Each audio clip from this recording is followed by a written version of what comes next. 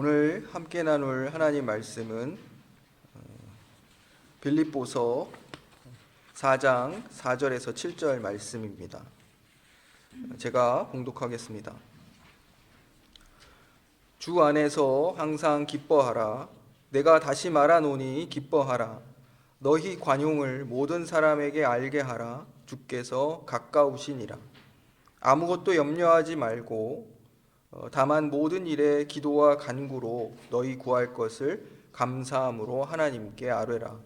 그리하면 모든 지각에 뛰어난 하나님의 평강이 그리스도 예수 안에서 너희 마음과 생각을 지키시리라. 아멘.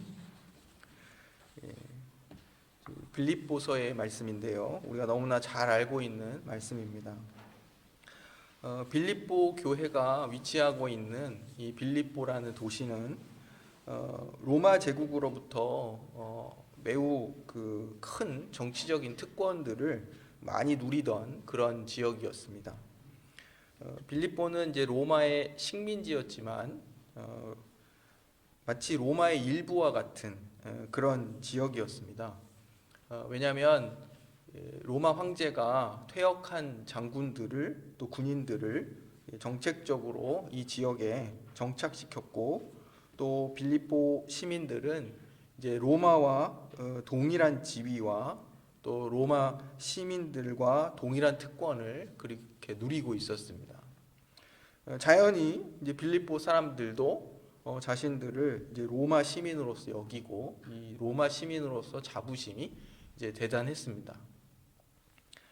빌립보서를 이렇게 보시면 이제 교회 안에 상황들이 있는데요, 이제 교회 안에 이제 다툼과 허영의 문제가 이제 등장하고 있는 걸 보게 됩니다. 빌립보서 2장 3절에 보시면 다툼과 허영이라는 것은, 다툼은 뭐 경쟁심 혹은 이기심 이렇게 번역할 수 있고, 또 허영은 명예욕 이런 것들을 말할 수 있습니다. 교회 안에 이제 경쟁심, 이기심, 또 명예욕 이런 것들로 인해서 문제가 발생했다, 이렇게 빌립보서에서 이야기하고 있고, 또 이러한 빌립보의 앞서 말씀드린 사회적인 분위기가 결코 이 교회 내의 문제와 무관하지 않아 보입니다. 이 빌립보 사람들이 자부심이 대단했다고 말씀드렸잖아요, 로마 시민으로서. 그리고 이제 교회 안의 문제 역시 이 빌립보의 사회적 분위기와 무관하지 않아 보인다, 이렇게 말씀드리는 겁니다. 유력한 사람들, 또 부유한 사람들, 학식 있는 사람들이 모인 이 빌립보 교회에서 겸손한 마음으로 이제 서로를 대하는 것과 또 나보다 다른 사람을 낮게 여기는 일이 쉽지 않았을 것입니다. 반면에 또 이 유력한 도시 빌립보를 이제 종교적으로 한번 살펴보면, 빌립보는 이제 복음의 불모지였습니다. 그리고 우상과 물신 숭배의 도시였습니다. 사도행전 16장을 보시면 이제 바울과 실라가 이 빌립보 지역을 선교하는 선교 사역이 소개되고 있는데요. 이제 그때 바울과 실라가 회당을 찾았습니다. 이 회당이 이제 안식일이 되어서 이제 회당을 찾았는데, 회당이 없었다는 것은 그 지역에 하나님을 경외하는 자들이 없었다는 그런 것을 뜻합니다. 다행히 이제 바울과 실라, 그 바울의 일행들은 루디아라는 여인의 집에서 이제 기도처를 찾았습니다. 그리로 이제 가는 길이죠. 루디아의 집에 가는 길에서 이제 귀신 들려서 점을 치는 한 여인을 이제 바울 사도가 보게 됩니다. 그래서 불쌍히 여겨서 기도하고 고쳐주었는데, 이제 그 일 때문에 그녀의 주인에게 이제 고발을 당해 이제 감옥에 갇히는 일이 발생합니다. 이를 통해서 볼 때 이와 같이 빌립보의 어떤 종교적인 분위기는 복음에 대해서는 아주 적대적이었다, 이렇게 볼 수 있고, 또한 이제 대부분의 대도시들이 그렇듯이 빌립보도 우상이 넘쳐나고 또 물질주의가 팽배해 있던 그런 도시였다, 이렇게 말씀드릴 수 있습니다. 이제 빌립보 지역의 어떤 이 교회적 정황을 보면, 이 교회 내에 손할례당이라는 이런 그룹이 이렇게 존재하는 것을 보게 됩니다. 이제 손할례당이라는 것은 어떤 사람들이냐면 이제 그리스도인이 되었다고 해도 할례를 받아야 한다 이렇게 주장하는 사람들입니다. 그러니까 율법적 어떤 의식들을 율법 준수를 강조했던 이제 그런 사람들이죠. 근데 사도 바울은 이들에 대해서 엄청나게 격분합니다. 왜 그러냐면 이제 그들을 향해서 뭐좀 거북한데요, 막 거짓 교사 뭐 이렇게 표현하는 그런 것들을 3장 1절에서 우리가 보게 됩니다. 육체의 할례를 그리스도인이 되는 조건으로 내세우는 일, 이건 굉장히 심각한 문제였던 것이죠. 이것은 십자가의 원수로 행하는 일이었다. 이렇게 또 빌립보서 3장 18절에서 사도 바울이 말합니다. 그렇기 때문에 막 격분하고 우리는 의가 없잖아요. 그리고 하나님께서 그리스도의 의를 보시고 우리를 받아주셨습니다. 우리가 그리스도인이 된 것은 우리 편에서 어떠한 조건과 자격을 갖춰서 된 것이 아니죠. 이제 그런데 그 당대에 손할례당이라는 사람들은 그래 좋다, 은혜 다 좋다, 그래도 할례는 있어야 된다 이렇게 주장하는 거죠. 그러한 이들을 향해서 그리스도의 죽음을 헛되이 하고 그리스도의 십자가의 원수로 행하는 자들이라 이렇게 격분하고 그들을 막 반대하는 일들이 있었습니다. 이 교회적 정황 안에서 이 진리에 있어서 그릇된 길을 가는 자들이 있었다는 것을 보여주고 있습니다. 성경은 육체의 할례가 아니라 마음의 할례를 받아야 한다 이렇게 이야기합니다. 성령께서 우리 가운데 함께 하셔서 우리의 마음이 새로워지고 우리의 마음과 의지가 하나님의 말씀에 순종하여 살려고 하는 그러한 곳으로 가는 것, 그것이 중요합니다. 우리의 외적인 증거가 중요한 것이 아니라, 그래서 신앙의 항상 핵심과 본질은 우리의 마음이 정말로 하나님을 향하고 하나님의 은혜만을 구하는 것입니다. 그래서 우리가 신앙생활을 오래 해갈수록 자꾸 뭔가를 갑옷처럼 입으려 하는 그런 경향들이 있습니다. 주님 앞에 서는 날 그런 것들은 아무 의미 없는 것들입니다. 마음의 할례가 중요하다 말씀을 드립니다. 바울 사도는 율법적으로 보았을 때 아주 완벽한 조건을 갖춘 유대인이었습니다. 하지만 그는 예수님을 만나고 그 모든 육신의 자랑들을 그리스도를 위해서 배설물처럼 여긴다 이렇게 말합니다. 왜냐하면 그가 가진 의는 오직 믿음으로 말미암아 하나님께로부터 난 의이기 때문입니다. 우리는 불의한 자들입니다. 그러한 우리들을 하나님께서 예수님의 십자가를 통해 구원하셨습니다. 그러므로 우리는 결코 자랑할 것이 없는 자들입니다. 빌립보 교회 안에서 또한 이 다툼과 허용의 문제로 갈등이 있었다 말씀드렸습니다. 교회 안에 어떤 사람들이 주의를 하면서 경쟁하고 자랑했다 이렇게 기록하고 있습니다. 이러한 정황들을 종합해 보면 빌립보 교회 안에 여러 많은 문제들이 있었다는 것이죠. 이제 사회적 영향을 받아서 그것이 교회 안에도 들어오고 교회 안에 어떤 진리와 관련된 진리를 거스르는 문제들이 발생했었다. 그리고 빌립보 교회를 둘러싼 이 주변 환경도 결코 복음에 어떤 호의적이지 않은 오히려 적대적인 그런 상황에 있었다. 이런 말씀을 이제 드리는 것입니다. 이러한 많은 문제를 안고 있었던 빌립보 교회를 향해서 바울 사도는 사랑을 가지고 또 간절함으로 기뻐하고 감사하며 또 칭찬하며 이렇게 편지를 쓰고 있습니다. 교회 내부적으로 많은 문제를 안고 있던 빌립보 교회이지만 또한 외부적으로는 또 바울의 선교 사역을 힘껏 돕고 또 기꺼이 헌신했던 교회였습니다. 오늘 본문 말씀은 그러한 이 권면들의 마지막 부분으로서 그들 앞에 놓인 어떤 신학적이고 또 신앙적이고 또 서로 간의 관계적 그런 위기들에도 불구하고 성도가 지켜야 할 자리가 무엇인가, 어디인가 이것을 말하고 있는 것입니다. 성도의 길과 책임이 무엇이냐 이런 위기 속에서 이 얘기를 하고 있는 것입니다. 오늘 성경 본문을 보면 기뻐하라, 관용을 베풀라, 또 염려하지 말고 너희 구할 것을 하나님께 아뢰라. 이것이 이렇게 병행을 이루고 있습니다. 크게 세 가지로 기뻐하라, 관용을 베풀라, 염려하지 말고 너희 구할 것을 하나님께 감사함으로 아뢰라. 이것입니다. 이제 명령의 형태를 띤 권면이죠. 그리고 이제 마지막 7절에서는 하나님께서 이렇게 살아가는 성도들에게 어떻게 응답하고 반응하시는지, 기뻐하고 관용하고 또 감사하며 모든 것을 하나님께 아뢰는 자들에게 하나님이 어떻게 반응하시고 응답하시는지, 그것을 말하고 있습니다. 첫 번째 이 세 가지를 한번 먼저 살펴봅니다. 첫 번째는 주 안에서 항상 기뻐하라입니다. 빌립보 교회는 이제 외부적으로 어떤 이단의 공격이 있었다 말씀드렸습니다. 또 내부적으로는 사람들 사이에 어떤 갈등이 있었습니다. 이러한 위기와 문제들 속에서 이제 바울 사도가 주 안에서 기뻐하라, 거듭 기뻐하라 이렇게 말하고 있습니다. 빌립보 교회는 이제 기쁨과는 좀 거리가 먼 상황에서 기뻐하라는 요청을 받고 있는 것입니다.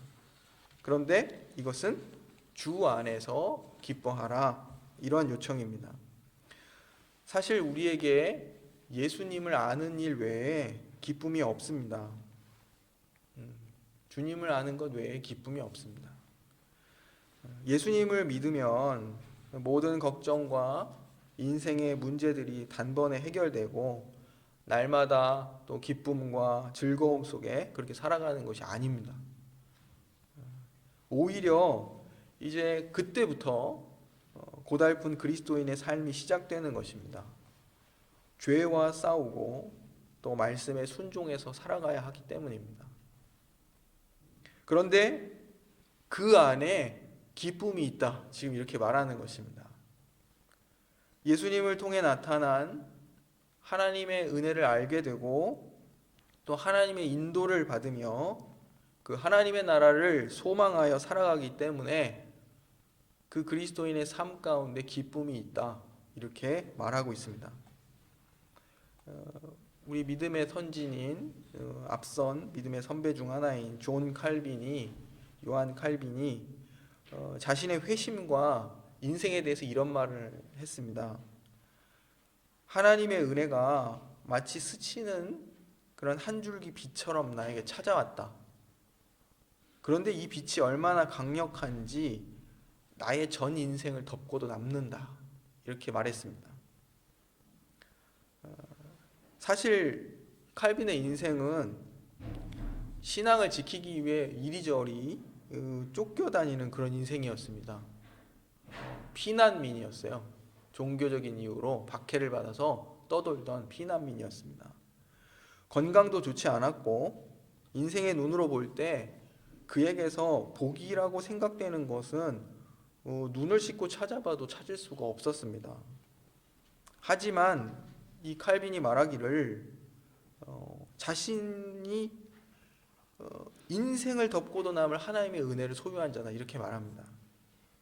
이처럼 예수님을 아는 일 외에 기쁨이 없습니다. 주 안에서 기쁨을 발견하시기를 바랍니다. 모든 성도에게 어렵고 힘들고 이제 고달픈 신앙의 책임이 주어집니다.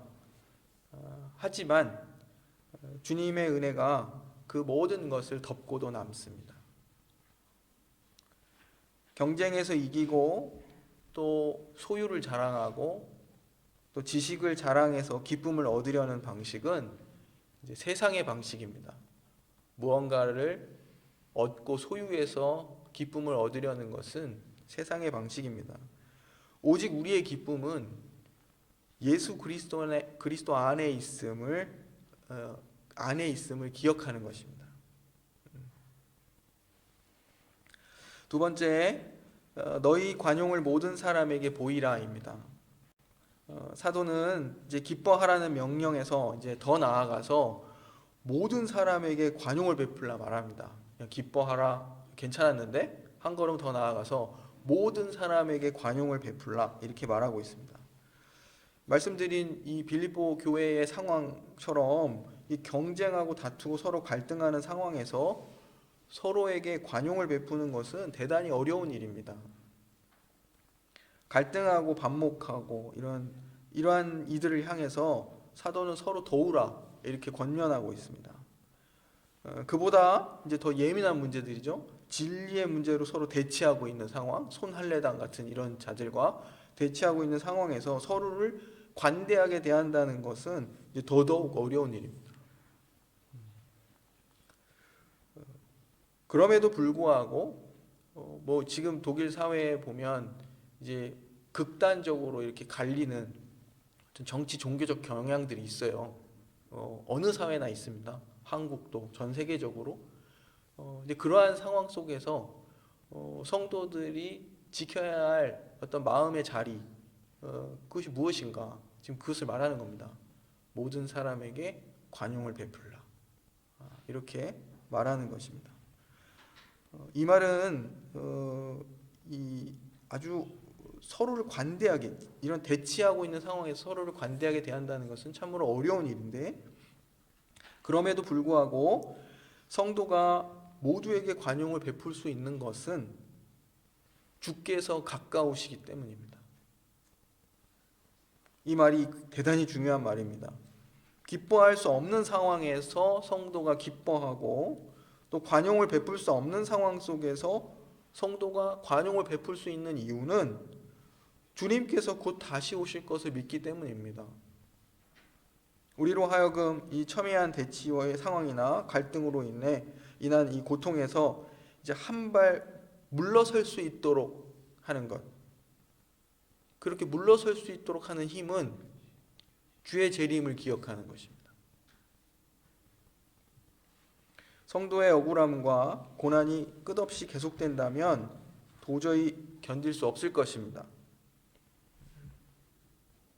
주님께서 오셔서 그의 자녀들의 억울함과 고난에 대한 그런 신원이 있음을 믿기 때문에 성도는 이제 기뻐할 수 없는 상황 속에서도 예수 그리스도 안에서 기쁨을 찾고, 또 관용을 베풀 수 없는 상황에서도 자신의 마음을 넓힐 수 있는 것입니다.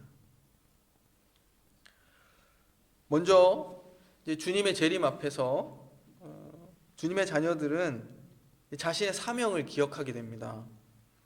비로소 사도 바울처럼 이제 살든지 죽든지 내 몸에서 그리스도가 존귀케 되게 하려 한다. 빌립보서 1장 20절에 사도가 이렇게 고백을 했습니다. 우리의 사명은 그리스도께서 영광을 받으시는 것입니다.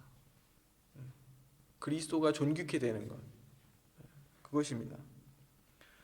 주님의 가까우심을 기억할 때 성도는 넉넉해질 수 있습니다.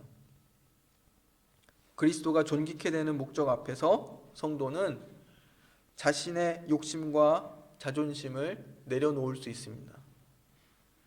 불신자들로부터 이제 신앙에 대한 조롱을 받고, 또 어떤 배척을 당해도 견딜 수 있는 것, 참는 것이 이 때문입니다. 또한 우리가 주님의 가까우심을 생각할 때 우리의 발목을 잡는 여러 이러저러한 일들 때문에 우리가 지체하거나 시간을 낭비하지 않게 됩니다. 우리들은 신앙의 경주자들입니다. 빌립보서 3장 14절이 이렇게 말합니다. 부르심의 상을 얻기 위해 표다리를 향하여 달려가는 그런 자들입니다. 성도는 이렇듯 목적지를 향해서 달리는 과정 중에 있습니다. 이 경주의 시작과 끝, 그 전 과정을 하나님께서 주도하고 인도하십니다. 그리고 마침내 승리케 하실 것입니다. 그러므로 고되고 힘들어도, 때로는 억울하고 답답해도 우리는 감사할 수 있는 것입니다.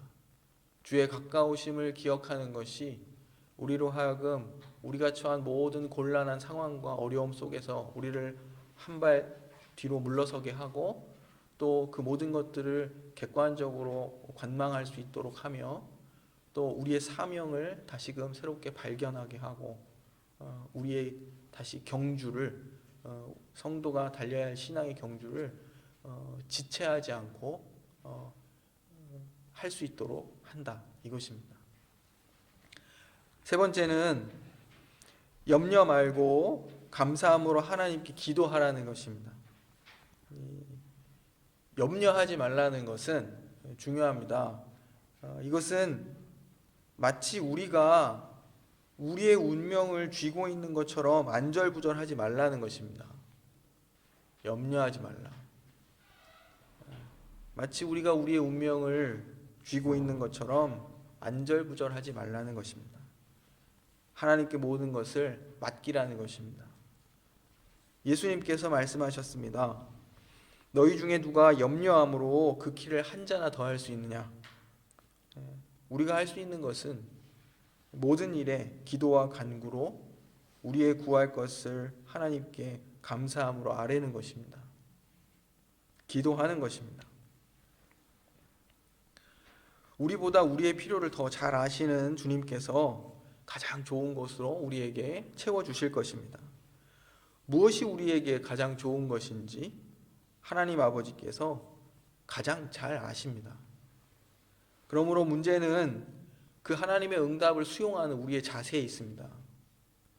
하나님께 우리의 기대를 관철시키려는 자세가 아니라 하나님을 믿고 의지함으로 하나님의 결정과 응답을 기꺼이 받아들이는 것입니다.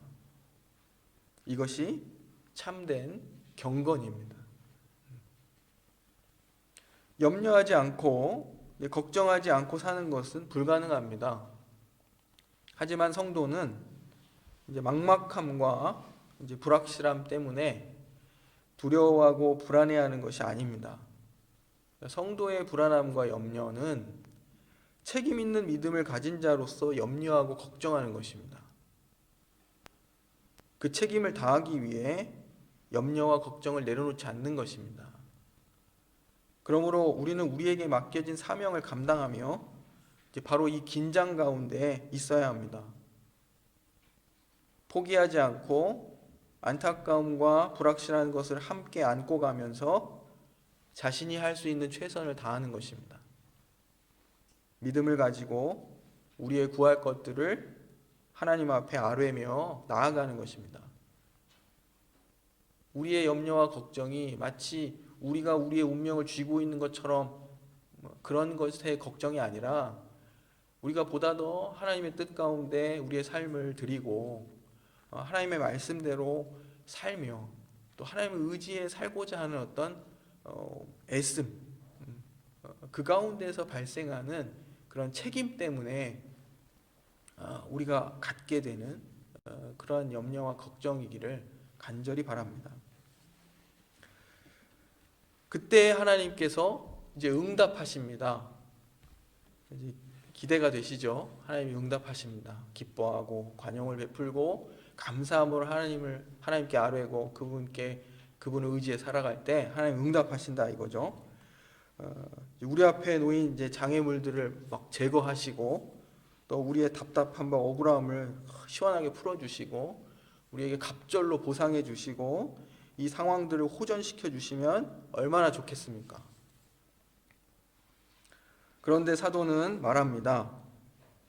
하나님의 응답은 모든 인간의 생각을 뛰어넘는 우리의 이해와 우리의 이성을 초월하는 우리의 페어슈테인과 페어눈프트를 뛰어넘는 그런 하나님의 평강이 너희 마음과 생각을 지켜주실 것이다. 이렇게 말하고 있습니다. 실망해서는 안 됩니다. 이 말씀에. 그죠? 이 말씀이 우리에게 위로가 되는 것이죠. 이것이 얼마나 대단한 응답인지 모릅니다. 우리는 이것을 통해서 교훈을 얻어야 합니다.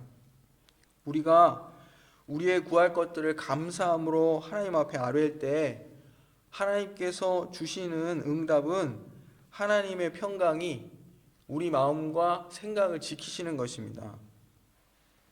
그리고 이 평강은 우리의 그 인간적인 이해, 우리가 가진 이성, 우리의 지혜, 지각 이런 것들을 뛰어넘는 것이라 이렇게 말합니다. 여기서 평강이란 단순히 마음에 걱정 근심이 없이 날마다 즐겁게 살아간다는 뜻이 아닙니다. 그런 인생은 없습니다. 하나님께서 그의 자녀들을 지키시는 방식은 그들의 환경을 바꾸시는 방식이 아니라 하나님의 평강을 주심으로 그들의 생각과 마음을 지키시는 것입니다. 우리의 모든 이해를 뛰어넘는 이 놀라운 하나님의 평강은 우리가 우리의 전 인생 가운데 하나님의 뜻을 발견하도록 이끌어갑니다. 하나님의 평강이 우리의 마음과 생각을 지킨다는 것은 염려가 많고 안타까운 현실 속에서 하나님에 대한 신뢰와 믿음을 갖게 한다는 그런 뜻입니다. 그래서 우리가 만나는 모든 일들 속에 하나님의 뜻이 있음을 알고 기뻐하고 관용을 베풀고 기다리고 순종하게 하는 것입니다. 전혀 나아지지 않는 것 같은 그런 상황 속에서 혹 더 악화되는 상황 속에서라도 성도는 인내하여 하나님 아버지의 뜻을 구하는 것입니다. 모든 지각에 뛰어난 하나님의 평강이 우리의 마음과 생각을 지키시기 때문입니다. 이제 말씀을 맺습니다. 염려하지 않고 또 항상 기뻐하며 모든 사람에게 관용을 베풀고 또 평안을 누리고 산다는 것은 참으로 어려운 일입니다. 하지만 그리스도인은 상을 얻기 위해 표대를 향하여 달려가는 자들입니다. 상을 얻기 위해 최선을 다해 반드시 그 과정을 거쳐야 하는 것입니다. 우리는 종종 하나님께서 성도의 삶을 왜 이렇게 고달프게 하셨을까 불만을 갖습니다. 하지만 여기에 성도의 명예가 있습니다. 무슨 뜻이냐면 이 고달픈 삶 속에서 성도의 명예가 있다. 인내를 요구받고 있는 이 삶 속에 저희 아이가 어린 시절에 조립하는 장난감을 이렇게 선물한 적이 있습니다. 근데 제 도움이 없이 이제 커서 장난감을 막 완성하고는 하루 종일 자랑하고 뿌듯해하는 거예요. 스스로의 힘으로 그 일들을 해내고 이 작은 일에도 명예가 있습니다. 그죠? 이 작은 일에도 금메달을 획득한 운동선수들의 그 어떤 눈물 이런 것들 많이 보셨을 겁니다. 피와 땀을 쏟으며 훈련하고 최선을 다해 경기를 치르고 마침내 금메달을 목에 걸었을 때 그것은 참으로 대단한 이제 명예인 것입니다. 성도의 경주가 그렇습니다. 기뻐할 수 없는 상황 속에서 기뻐하고 또 관용을 베풀 수 없는 상황에서 마음을 넓히고 또 불안과 두려움 때문이 아니라 신앙의 책임을 다하기 위해서 염려하고 걱정하는 이 긴장된 삶, 이 삶을 명예롭게 여기시길 바랍니다. 다시 한번 기억해 보겠습니다. 우리의 기쁨은 오직 그리스도 안에 있습니다. 그리스도의 은혜가 우리의 전 인생을 덮고도 남기 때문입니다. 우리가 경쟁하지 않고 자존심을 세우지 않고 모든 사람에게 관용을 베풀 수 있는 것은 주님이 가까우시기 때문입니다. 우리가 염려하지 않고 감사함으로 하나님께 모든 것을 간구하고 아뢰일 수 있는 것은 하나님의 궁극적인 목적과 뜻 그리고 그분의 신실하심을 알기 때문입니다. 그때 우리의 어떤 인간적인 이해와 이성을 초월하는 하나님의 평강이 우리 마음과 생각을 지켜주실 것입니다. 하지만 우리는 여전히 염려하고 또 두려움과 막막함 그리고 불확실함 속에서 안타까움을 안고 살아갑니다. 이것은 포기나 절망 혹은 어떤 불신 때문이 아니라 기억해야 합니다. 책임 있게 신앙하려는 우리의 몸부림입니다. 하나님의 궁극적인 목적, 그 구원의 뜻 이것을 알기에 우리가 최선을 다하고 있는 신앙의 경주, 그 경주에 있기 때문입니다. 그 길 위에서 하나님께서 저와 여러분을 붙들어 주십니다. 기도하겠습니다.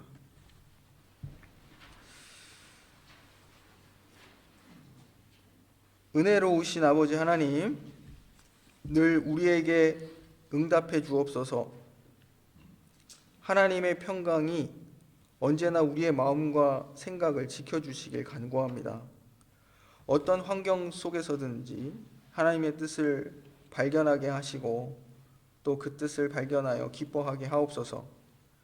하나님 아버지, 우리의 마음을 넓혀 주옵소서. 감사함으로 우리의 필요를 하나님께 아뢰게 하옵소서. 시시때때로 염려와 불안이 엄습할지라도 하나님의 평강을 구하며 책임을 다해 신앙할 수 있도록 인도해 주옵소서. 존귀하신 예수 그리스도의 이름으로 기도드립니다. 아멘.